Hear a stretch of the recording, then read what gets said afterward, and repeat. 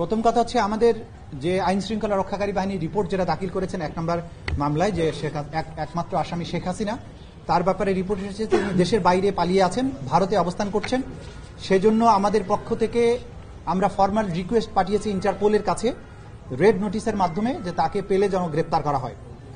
পরবর্তী পদক্ষেপ বাংলাদেশ সরকার ইতিমধ্যে বলেছেন যে এর বাইরেও পদক্ষেপ আছে, যেহেতু তার বিরুদ্ধে মানবতা বিরোধী অপরাধ সংগঠনের অভিযোগ আছে এবং তার বিরুদ্ধে গ্রেপ্তারি পরোয়ানা জারি আছে। তাকে ভারতের সাথে সম্পাদিত যে অপরাধীর বহিঃসমর্পণ চুক্তি সেটার মূলে তাকে ফেরত চাওয়ার জন্য বাংলাদেশ গভর্নমেন্ট চিন্তা করছেন বলে গতকালকে প্রধান উপদেষ্টা তার বক্তব্যে বলেছেন। সুতরাং সেই প্রক্রিয়াতেও বাংলাদেশ যাচ্ছে, এটা আমরা আদালতের কাছে জানিয়েছি।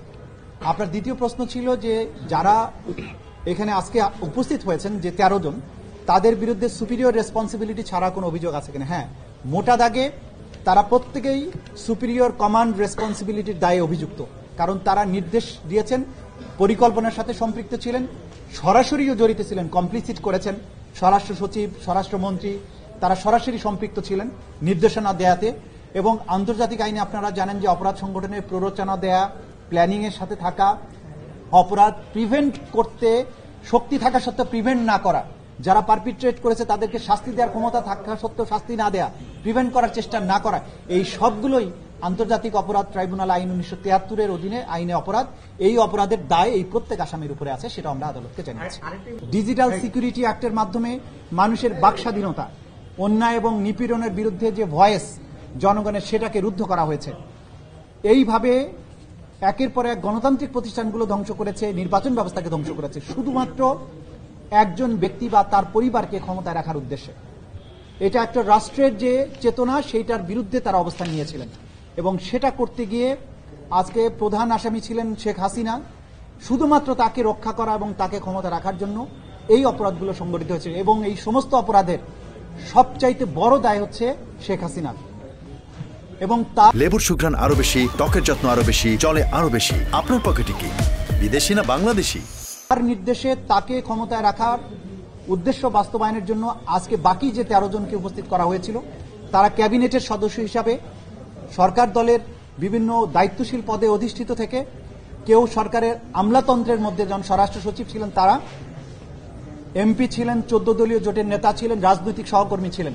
তারা সবাই মিলে এই অপরাধগুলো সংগঠন করেছেন নৃশংসভাবে। 2000-এর মতো 1500-এর অধিক ছাত্র তরুণ জনতাকে হত্যা করেছেন, 25,000-এর বেশি মানুষকে আহত করেছেন। গোটা বাংলাদেশ জুড়ে নৃশংসতা চালানো হয়েছে, সিভিলিয়ানদেরকে নিষ্ঠুরতম পন্থায় হত্যা করা হয়েছে। হত্যার পরে তাদের লাশ দাফনে বাধা দেওয়া হয়েছে, আহতদের চিকিৎসা করতে বাধা দেওয়া হয়েছে, লাশকে পুড়িয়ে দেওয়া হয়েছে, দাফন করতে দেওয়া হয়নি, গোপনে দাফন করতে বাধ্য করা হয়েছে। হসপিটালে চিকিৎসার পরে মৃত্যুবরণকারীদের ডেথ সার্টিফিকেটে পোস্টমর্টম করতে দেওয়া হয়নি, ডেথ সার্টিফিকেটে লিখতে দেওয়া হয়নি যে গানশট ইনজুরিতে মারা গেছে। এই ধরনের অপরাধ সংগঠন তারা করেছেন, তারা আজকে উপস্থিত করা হয়েছিল। আমরা যেটা আদালতের কাছে জানিয়েছি যে এই অপরাধ একই সাথে সারা বাংলাদেশে 56,000 বর্গমাইল জুড়ে একদম ব্যাপক ভিত্তিক মাত্রায় সংগঠিত হয়েছে এবং টার্গেটেড ওয়েতে পারসিকিউশন করা হয়েছে। এইটার তদন্ত সমাপ্ত করে বিচারের উপযোগী একটা রিপোর্ট দাখিলের জন্য আমাদের একটা যুক্তিসঙ্গত সময় দরকার। আমরা 2 মাস সময় চেয়েছিলাম, আদালত আজকে 1 মাস সময় মঞ্জুর করেছেন। 1 মাস পরে আবার এই রিপোর্ট দাখিলের জন্য থাকবে, সেদিন হয়তো আসামিদেরকে নিয়ে আসা হবে এবং আমরা আশা করছি খুব দ্রুতই এই রিপোর্ট আমরা তদন্তকারী সংস্থার কাছ থেকে পেয়ে যাব এবং মামলাটি তখন আনুষ্ঠানিক বিচারের জন্য তার যাত্রা শুরু করবে। হ্যাঁ, আমরা বলেছি আমরা এই পটভূমিতে যে এইখানে মানবতা বিরোধী অপরাধ শুধু যে জুলাই আগস্টে হয়েছে তা কিন্তু নয়। এই সরকার অর্থাৎ বিগত যে আসামি যারা ছিলেন তাদের সরকার যখন ক্ষমতায় আসে তখন থেকে এই গুম, খুন এবং কনসেন্ট্রেশন ক্যাম্পে নিয়ে নির্যাতনের যে বিভৎসতা আপনারা ইতিমধ্যে জেনেছেন। আমাদের তদন্ত সংস্থা এগুলো আমরা তথ্য পাচ্ছি, বা আপনারা গুম কমিশনের কাছ থেকেও জানতে পেরেছেন যে সেই নির্যাতন ক্যাম্পগুলো কতটা নিষ্ঠুর ছিল।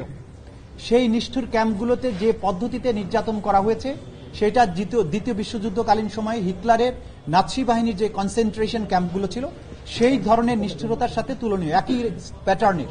সেই কথাগুলো আমরা বলেছি যে এরা শুধুমাত্র যে গণহত্যা করেছে তাই নয়, অপহরণ, গোপন কারাগারে আটক এবং টর্চারের যত ফর্ম আছে সেই ফর্মে এই মানুষদেরকে টর্চার তারা করেছেন এবং করার মাধ্যমে নাজিদের সেই নৃশংসতার স্মৃতিকে তারা বাংলাদেশে ফিরিয়ে এনেছে।